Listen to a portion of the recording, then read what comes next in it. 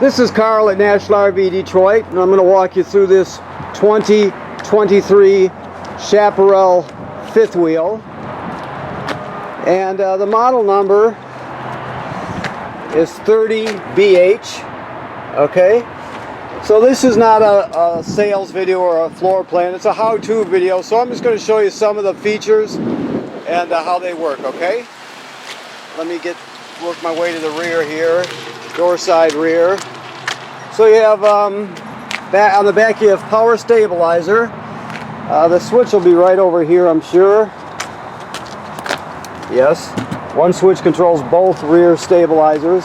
And keep in mind, if you come back to the door side and you look at right here, there's a shaft with a pin through it, right? So that allows you to crank this manually if you need to. If I was to go up front here, let's go. You get a jack with it that has a cylinder on the end with a slot cut in it. Right, that'll fit right over that shaft with the pin through it, so you can actually crank them in an emergency to get yourself out of trouble. Okay? Alright, so back here, make sure I didn't forget anything. Okay, so you have a power awning with LED strip. Your steps, obviously, they fold into the trailer. You can adjust the length of the legs independent of each other, so you can adjust it to the terrain. This is just some power, I would think. It's sticking right there. I'm not gonna force it. I don't want to break it, but I believe that's just power. Yeah, either way. So anyway, we'll figure that out. Anyway, these marker lights are pre-wired, or they're pre-engineered, so you can put cameras on this trailer. So on the door side here and the off door side, if you wanted to, you could remove this, get the Furrion camera kit, and it will snap right in there. So you have side cameras, and I'm sure a rear camera too, of course. Let's look to make sure, but yeah, and there's your rear housing there. So it's pre-wired to accept a Furrion camera kit. The kit consists of 3 cameras and then the monitor. Okay, all right. These are just TV hookups here and power. So that's just in case you want to put a TV outside. You have I believe you have two 30-pound LP tanks, one on each side. Outside speakers. In your front here, this is just storage, and of course your batteries there also. Landing gear switch. Your other tank. And we have some hookups here. So this is your dump hose, of course, that comes with it. This is a kill switch for your battery, so you can turn it on and off. Okay. Right there, it's on. These are campground cable and satellite through, that sort of thing. This is basically you use these valves to set the configuration you want. Like if you want to fill your fresh water tank, let me get a better picture here. If you want to fill your fresh water tank, you'd use this configuration here. It would go like this, right? Right now it's set up for regular system use right here.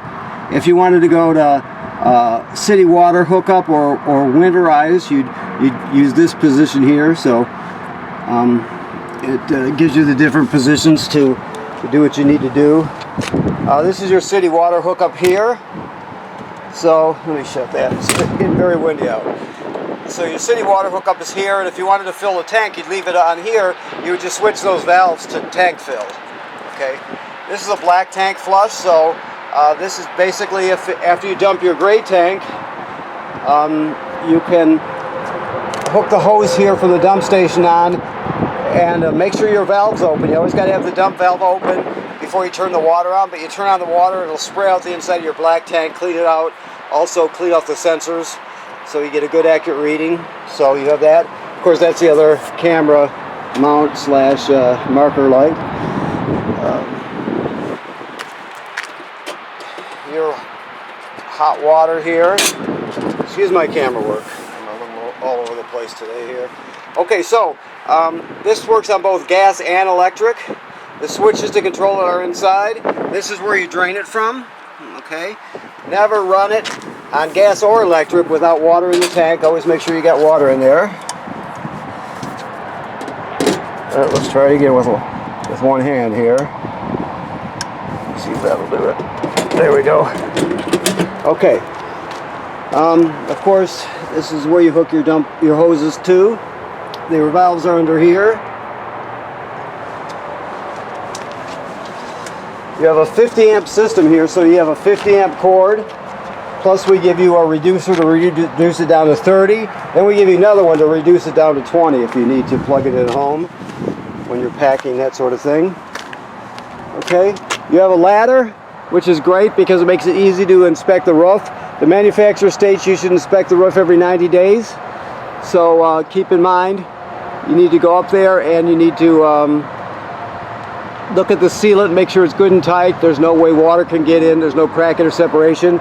Look at the roofing attachments and the roofing material. Make sure it wasn't damaged by low branches or road debris flipping up there. You're just going to inspect it to keep ahead of things, so you're protecting your investment. So make sure you do that regularly every 90 days. Some manufacturers even say 60 days. Okay, so let's look at the control panel first. Okay, so first of all, you have tank heaters. Your fresh water tank and your waste tanks, on and off. That just extends your camping season. It's got a heating pad on it. This is your power awning right here. Of course, never leave it out unattended. You have 3 slide rooms here. All right, you have lights here. Your water heater on gas, your water heater on electric, and your water pump. You use the water pump to pump water out of the fresh water tank if you're camping someplace that doesn't have plumbing and you filled your fresh water tank. You also use the water pump for winterizing the trailer too. So you use that for those 2 different functions. Then you have, your battery, fresh water. This only has 1 black tank in it, so just pay attention to 1. Don't worry about 2. Then you got 2 gray tanks. Okay. So that's all there. Right here on the ceiling, if you can see it, this is telling you it's pre-wired for it's a box that hooks right on here, and it has a built-in router with a signal booster for digital. Let me back up. A router and an antenna on the roof that would help you with public Wi-Fi. It's a signal booster, that sort of thing. Depends on what model you get. Some of them have a booster for GPS, so they do a lot of different things, but it's pre-wired for that. Okay. If you're interested, there's some numbers on there, and there's also one of those codes you can scan, and it'll tell you more. Okay. This is your carbon monoxide LP gas detector. It should always be green like it is. If not, get it serviced. If it goes off, obviously you take everybody outside, leave the door open, shut the gas off at the front, that sort of thing, figure out what's going on. Also, if it beeps very slowly, same tone but very slowly, it's telling you your battery's low. So it does carbon monoxide, LP gas, and low battery alert. Alrighty, so this is a hide-a-bed here. It's actually a decent one. You pull the cushions right off, obviously, set them aside, then you're going to grab it down here, fold it out and drop the legs. You got 3 panels. It's not like old hide-a-beds used to be. It's pretty nice. Now your chairs are powered. You've got a light here. You've got massage, and then you got heat. So you have all those things. So you got that on, or no, that was off. There you go. So each one is independent of the other, of course. Okay. So This is apparently you have a power. Yeah, you have a power fan here and a power lid on it. So that's what this is for. You can operate it remotely.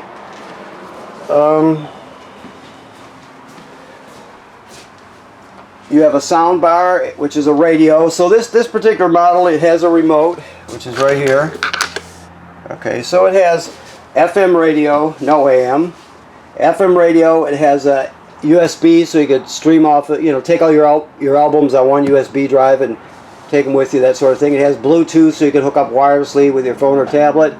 This HDMI is an N, so if you want to go into the system with a Blu-ray player or something, once you get a TV up here, you can do that also. It has 2 speaker zones. Zone 1 is inside the trailer, Zone 2 is on the outside of the trailer. So it has a lot of functions. Below it, and this is the fireplace. This is the remote for your fireplace. It's a really good space heater. So let me get down here so we can hopefully see the numbers here. Low, that's the fan speed. High, that's the fan speed. Okay. You can adjust the color of the crystals, right? You can adjust the color of the flame. And there's also a timer on it, so you can set it to turn it on or turn off whenever you choose to. But it's a really good space heater, so on those mornings or nights when you don't quite need the furnace running, you can just use this. It runs on electricity, so you won't be using up your limited supply of LP. Okay, and then off. Okay. Alrighty, see what else we got here.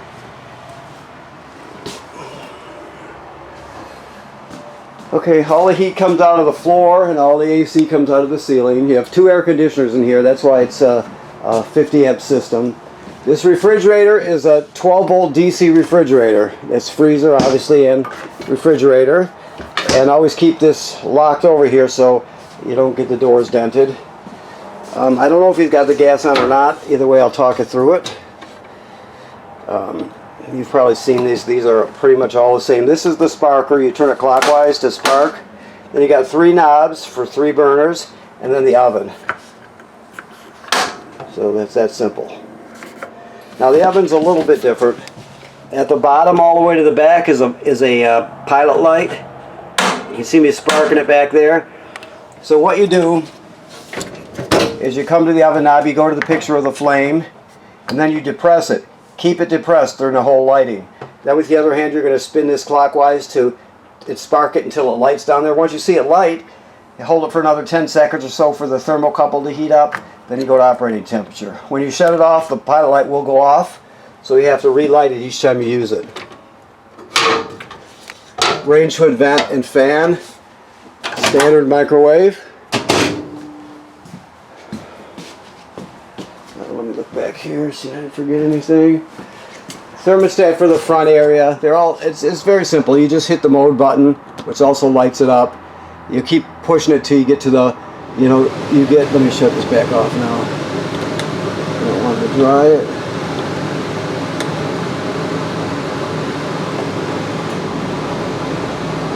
Okay, so to shut it off, you have to hold it for, look to be about 3 or 4 seconds to get to shut down.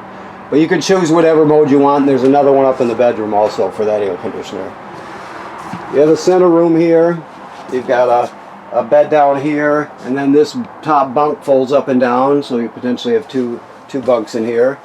And you have your hookup, satellite and cable. Okay. We'll move on to the bathroom. The sink and shower work like any other sink and shower. Okay, just remember this GFCI here, there's probably another one in the back. This trailer probably has 2. But all the plugs in the trailer, including the ones outside, there's at least one outside, so we'll just say the one outside, are wired through the GFCI, so if they ever pop out there, let's say you're using a coffee pot or something, you'll come in here and find which one tripped and reset it in here. Alright. The toilet is an RV toilet. It sits right over a black tank like they all do. So when I flush it with the flush pedal down here, the black tank's directly below. So you always want to remember you have to have water and chemical in. So after you get to the campground, hook up your power to your water, you'll come in here and you'll put a dose of chemical, and then you push down on the pedal, water will come swirling out, and you'll put about a gallon or so of water in there. At least a gallon. Some people use more, it's up to you, but you can't use it dry. Otherwise, if you do, the smell will be terrible. Plus, it can get clogged up. So you always want to start off with water and chemical in it. You got your wardrobe slide here. Second air conditioning and thermostat. Another TV hookup, and this is you can put a backer plate for a bracket that'll swing out so you can see it from bed if you choose to. Okay. Another vent, of course. So the thing is about let's say this vent in the main area, or fan and vent in the main area. On those days, let's say you got a bunch of people over and it's the time of year where you start to get condensation from your breath. Well, if you put that on low with the lid open, it'll suck all that right out. You won't have any issues with it. So, also on the days where it's not quite warm enough to use the air conditioning, you turn that on with the windows open and you can get a nice, it does a good job cooling it down anyway. So, these are your keys here. There should be there's one thing I haven't seen yet. It's, maybe it was in the bedroom. Or maybe it was in here. Oh, it's in here. This is the power converter here. This comes off. Alright, so this converts AC to DC power. You have regular 120 AC circuit breakers just like you'd see at home, and they're labeled. Then on this side you have 12 volt fuses here, and they're labeled. So the AC powers is converted to DC, 12 volt DC on this side. And also this is a battery tender, so as long as you're plugged in, it'll sense how much energy your battery needs and always keep it charged up. So it converts AC to DC power, plus it will charge your battery. Alright, so I think that does it. Okay. Emergency windows, they all work the same. You're just going to go like this, push it all the way through, Then you would grab a hold of the red tab and pull the screen out, and you can always exit in an emergency. Alright, so I want to thank you for purchasing your trailer here at National RV Detroit. Please remember what I said about inspecting your roof and your seals every 90 days. Make sure you take care of that. People tend to not do that enough, so make sure you keep after it.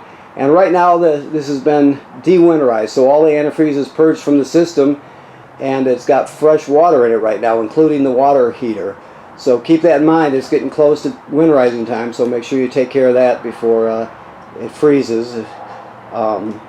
So remember that it's about time to winterize it. So, okay, thank you very much.